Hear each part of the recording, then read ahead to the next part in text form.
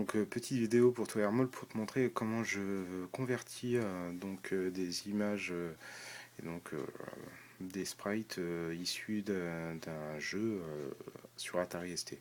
Donc la première chose que je fais, donc, tu vois, Photoshop est ouvert. J'ai mon image Atari ST. Pourquoi Atari ST? Parce que une résolution de 320 par 200, c'est-à-dire le double donc en largeur de la résolution mode 0 sur CPC.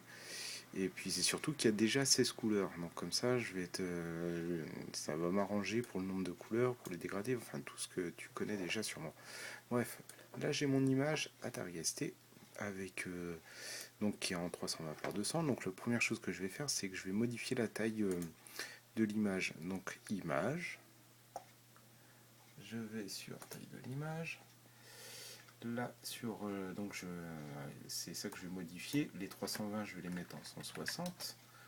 Donc à la résolution de l'Amstrad, et surtout je fais gaffe à mettre le menu au plus proche, conserver les contours nets, ce qui va me permettre de conserver mon nombre de couleurs mais en changeant la résolution. Tac, je me retrouve avec une image rectangulaire, je fais à nouveau image, taille de l'image, ok, là je remets 320, merde, 320 par 200, toujours avec mon option au plus proche, conserver les contours nets, voilà.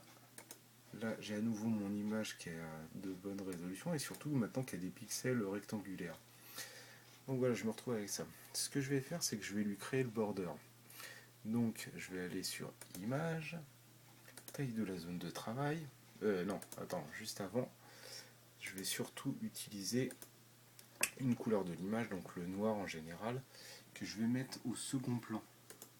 Pourquoi? Parce que quand là, je vais lui créer le border, ça va me mettre le border à la couleur noire.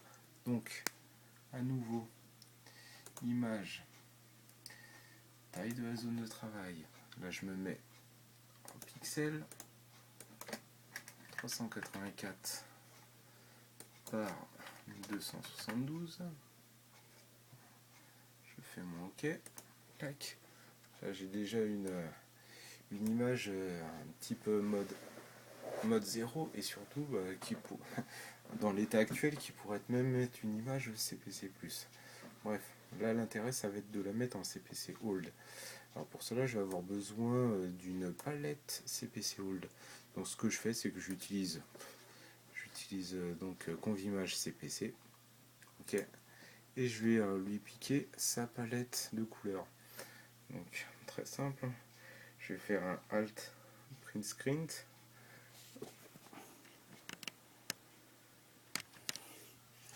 Donc Alt imprime écran. Donc là j'annule, je reviens ici, je vais faire fichier nouveau. Du coup là on va me proposer d'ouvrir une fenêtre à la taille de la copie que je viens de faire, la copie d'écran.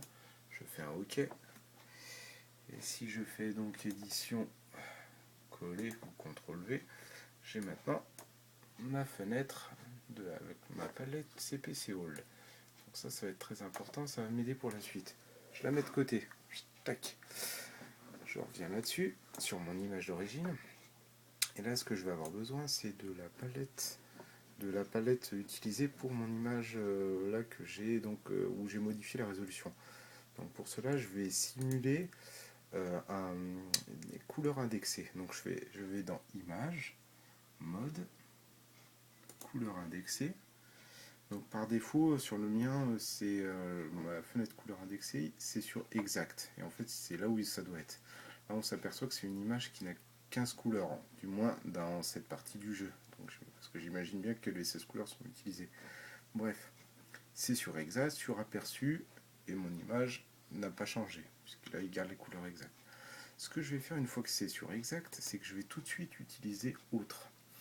Alors, ce qui est intéressant en faisant ça, en faisant Exact et Autre, c'est que là, il va me répertorier toutes les couleurs qui sont utilisées dans mon image. Donc là encore, ce qui va être intéressant, c'est d'avoir une copie d'écran de ma table de couleurs. Donc toujours pareil, je vais donc faire un Alt, imprime écran. Voilà, c'est fait.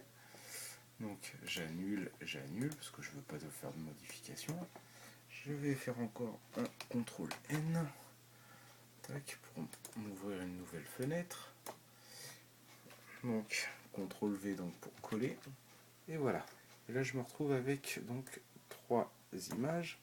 Donc, à savoir ma palette de mon écran Switchblade et une palette CPC mon écran. Ok. Donc là, l'intérêt qu'il va y avoir, c'est que je vais copier en fait chaque encre sur mon image de Switchblade. Et tu vas comprendre pourquoi. Alors par contre là, je vais laisser 2 secondes la caméra, le temps de copier. En fait, la manipulation est simple. Je vais utiliser l'outil baguette magique, ok, pour pouvoir sélectionner une à une toutes les encres. Donc je sélectionne ma première, tac, et je vais sélectionner les autres, mais cette fois-ci en laissant le doigt appuyé sur Shift. Donc là, je peux pas faire les deux en même temps, je vais appuyer sur Shift. Ouais, c'est un peu chiant. Alors je vais appuyer sur Shift et je vais sélectionner toutes les encres.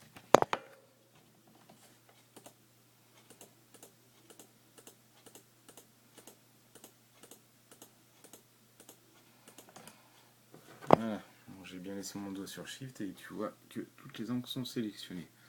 Je vais faire un CTRL-C. Voilà.